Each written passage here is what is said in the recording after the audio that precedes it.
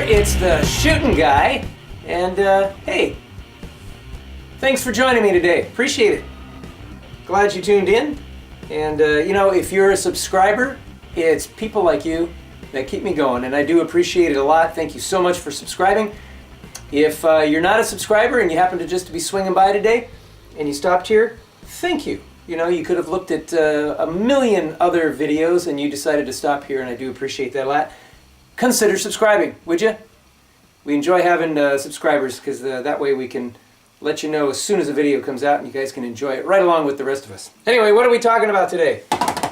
Yeah, we got some deer slugs and we got some double-aught buck. Now, what's going on? Why did I have this down here? Well, deer slugs are running for, about $1 a piece right now. They're kind of steep in price. This double-aught buck I was able to get for about 60 cents a piece. And ouch, so you know, this thing was 25 bucks for a pack of 25. And then for a pack of 25 double-aught buck, it was running me about $15. Owie, owie, owie. All right, what do I have here? That's right, this stuff I was able to pick up. These are Target loads. I was able to pick it up for roughly 20 cents a piece. Yeah, like $4.99, $5 for a pack of 25. Not a bad deal. Now, I will say, well, you know, the brass is going to be much heavier.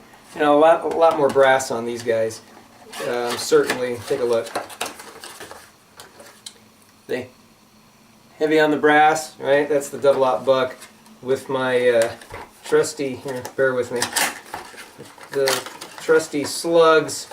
You know, brass is going to be about the same, right? You know, pretty hefty.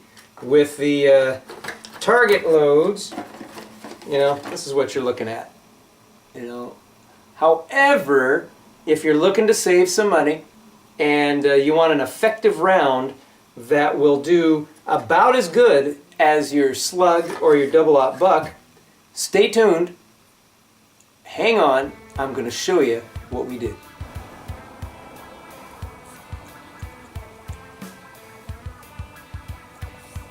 Just like that. Pull it off.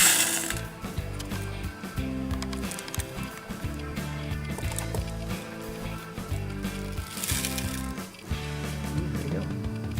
Yeah, we're cooking today. Well, not in the traditional sense, but we're cooking with our pot. You know, we're going to just take an old pot that's been sitting around that we don't use anymore. Got this great electric burner. Doesn't matter the brand, but that was the one we happened to get. I think we picked it up for about $18. Variable temperature. Plug her in. Heat this up. We're going to be turning some of these. Yeah, just some Federal Target loads. That's all you really need. And got a dozen of them left, so I'm going to cut them up, make some wax slugs, put them back in the box. You saw us earlier gathering up the BBs, cutting up the hulls. We're going to get busy. We're going to get busy. How's it smell? Does it smell like anything? Okay.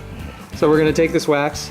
It's got 4 chunks of it there. We're going to shave it down actually and melt it in our pot. We got our thing warming up here. I'm going to just stick it up to medium, between medium and high for now, just to get this thing heated up.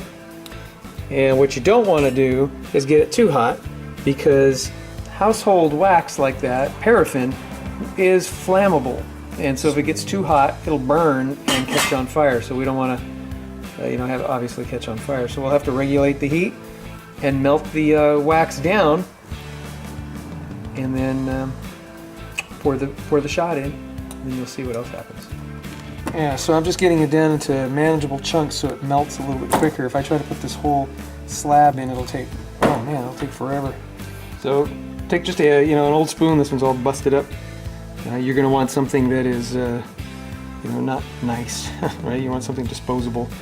That's how this pot is too. So I got all these things, all that wax shaved up. I'm just going to dump it in there. Oh, and it started melting real fast. Here, let me do this shooting kid. I'm going to take this down here. Put that in there like that. All that goes in there. There you go. And you can do this with the paraffin wax. That's for baking and for canning. And in a minute here, that should get pretty all liquefied. Another approach is if you have crayons, if you want it colored, put crayons in there. Now I have a feeling I'm going to need more wax than that. Go ahead and grab the shot and just dump it in there. You take that whole thing shot, get it close to the. There you go. Put it all in. There you go. Look at that. And then stir it up. Go ahead, stir that up a little bit, please. Just gonna get it all coated in wax. That's all you gotta do. And then in a minute here, we're gonna pour it back into the shotgun hulls. All right, so I'm gonna take the wax and the shot. Now that's a lot of wax. We probably did more than we really needed. And I'm going to, and this is gonna be messy at first, so pour it back in, just like that. Just like that. Look at that. I'll take and I'll pat it down. And if you get some shot outside, that's okay. If you get some wax on the outside of the hull, that's okay. But there you go. There's the first one. And we just got a few more to go. And we'll put the little shot that we masked, we'll throw it back in there, melt it down, and it'll be fine. Put this to the side to dry. Ooh! Guess what? That's pretty hot. All right, we'll come back to you. Go. That's a lot. Like that. Take just a little bit of wax. Pour it on there. That back in there. This to the side.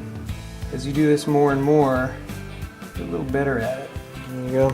Shooting kid's gonna get a whirl at it.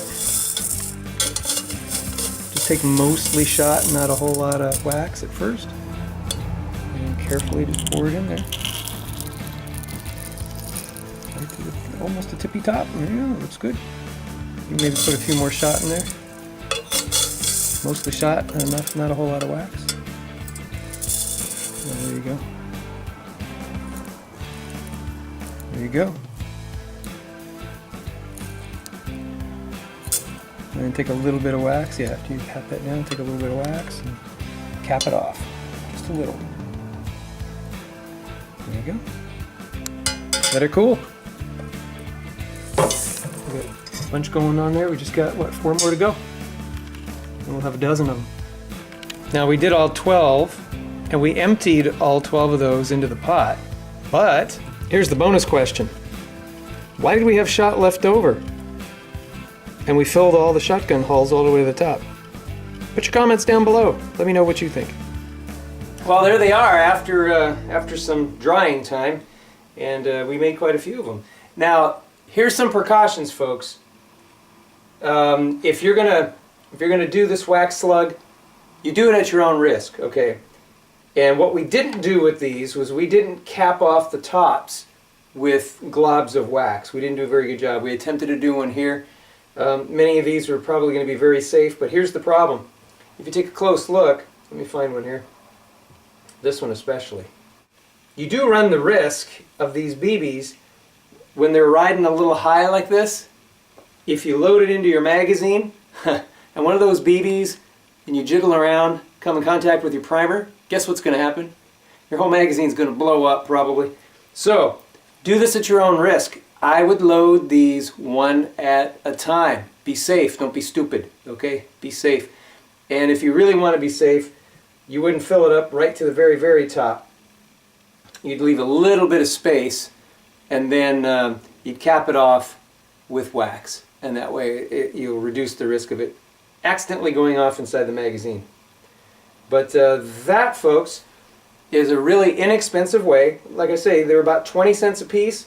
A little bit of wax, a little bit of time, and you got yourself some wax slugs that are going to be very, very effective, and they'll work almost as good as these 1 ounce slugs. Almost as good. And the reason why I say almost, I don't have quite the amount of firepower behind them as these target loads. But if you can find some, shot, 7.5 or 8 shot, with this much brass, then go ahead and do that. And boy, I tell you, you'd have a nice killer combination.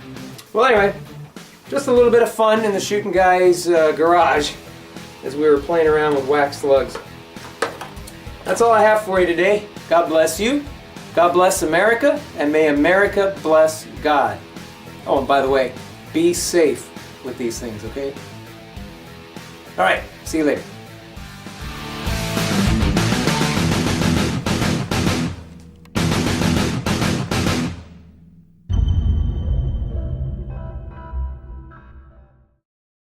It's Cooking with the Shooting Kid.